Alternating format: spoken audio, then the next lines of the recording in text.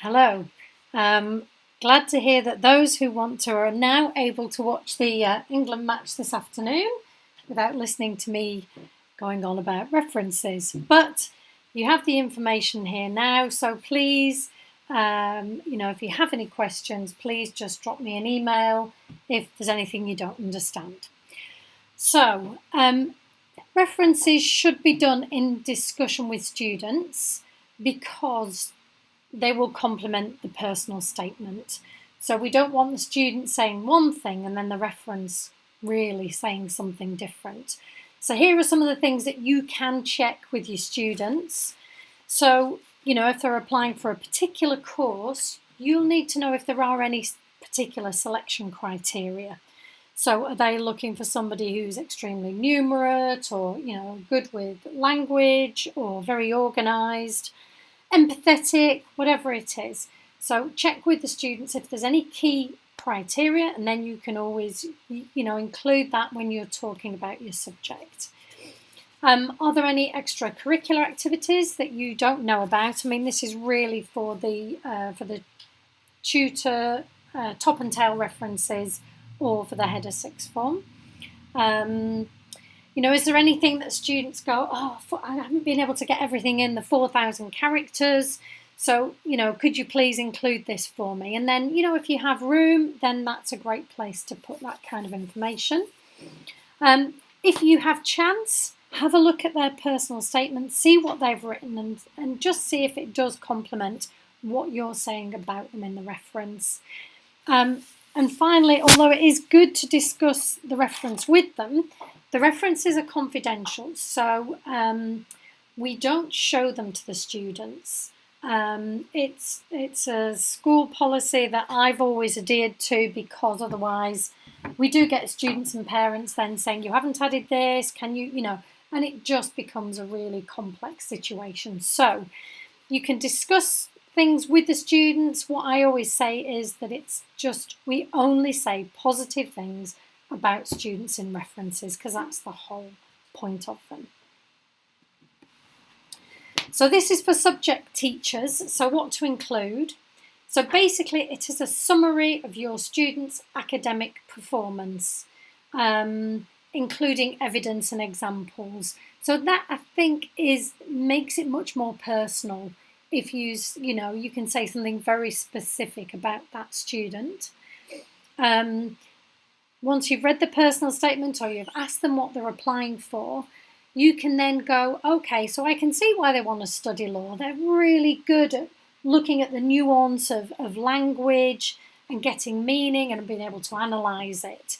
So you can then, relate how they are in your class and your subject to the kind of subject they want to study at university. And you also really need to comment on their motivation and commitment to their curricular and supercurricular activities within your subject. So, are they really motivated? And it's hard if you haven't have a student who isn't particularly motivated, but it's not about writing those negative things. It's, trying to find the aspects of your subject that actually maybe they are more motivated to study. So, if you kind of get stuck with a reference and you think, I just really don't know what to say about this student, then these are some questions that you can have a look at and go, okay, how willing are they to be self-critical? Are they good at criticising their own work and on learning on how to improve skills and abilities that they need to do well in your subject?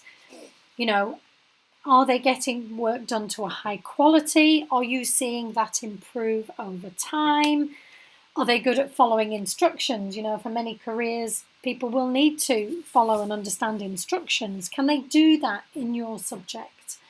So it's really just a list to help you if you're struggling to say something positive about your students. So use this when you're writing your reference. So this is really for the tops and tails, so for the tutor or head of sixth form. So, ask them about any relevant work experience, achievements, extracurricular activities, where they may have gathered skills that really link into what they want to study at university. You can have a think about why you think they will be successful, in law, engineering, in media, in art, whatever it is. Why do you think that is a good choice for them? Where appropriate and always with the student's consent, there may be some contextual information. So, if there has been real problems at home, if they've really suffered with anxiety, if they struggle with exams, anything like that, discuss it with them and say, do you think, would you like me to include this? So that the university really understands why, although you were predicted these grades, your teacher assessed grades are not quite at that level. And also it's important to add things like, so if the school doesn't offer something like A-level further maths, that also needs to go in the top and tail. So students aren't, taken out of the reckoning if they haven't got further maths and that's a recommended subject. So, a reference should be personal and individual. Often I've seen tutors just copy and paste from a report and they do the same thing for every student. And it's not fair because each student will approach your subject in a different way. So you need to, highlight their academic skills, how they perform in your lesson. It's not a school report and there shouldn't be any negative comments. This is not what a reference is for. It's all about trying to get the student onto the right course. I think it's important to demonstrate that they are someone that the university will want to teach. So have a look at their academic progression, motivation and achievements. They may have started off very shakily at the beginning of year 12 and you've really seen them work hard and really, up their game and improve over that time. That's the kind of stuff the university wants to hear. If you feel that a student is in, say, the top 5% or 1% of the year for your subject, say that. But, don't say that every student's in the top 5% because obviously they can't be. For professional courses, so things like medicine, nursing, social work, dentistry, if you can see some skills that really will make them be good at that profession, then, mention it. I've said here, Tom is very compassionate and empathetic with everyone he comes into contact with, his peers, staff, family, and that kind of comment can really make a difference. And again, as I keep saying, it's about focusing on the positives. A reference is all about the positives. So just some top tips, really. Try and give examples and evidence. So something like, Ruva has led some very insightful discussions on whatever, giving the class an insight into her political and feminist views on, and it really gives a feeling and a flavour for that student. Please check and double check that you've written their correct name. Again, lots of copy and pasting has been done in the past, and you might have, somebody else's name in the reference, and it's just not acceptable. And often what we get is, Amanda does such and such, and he, and again, it's just a simple thing to check, but really, really important. Please don't use don't use abbreviations, don't use acronyms that admission staff won't understand as well. We want them to be well written, which we know you're going to do. Spelling, punctuation, usual stuff. But often, when you're kind of writing stuff, you get on a bit of a roll. Sometimes the sentences are very long.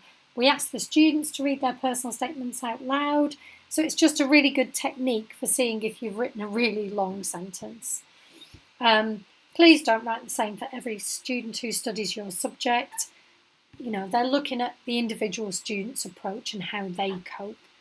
There They also don't want just a list of the modules or the topics that they study in your subject. You know, the university can find that out for themselves. It is a personal reference. So the final bit is there, you know, do make it personal. We really just want to say thank you for your time and support. The reference can make a huge difference. You know, if a student's got a good personal statement and they've got good grades and they're kind of borderline, you know, if they get a really good, strong reference from the tutors, you know, often it can get them being made an offer for a choice on a course that they want.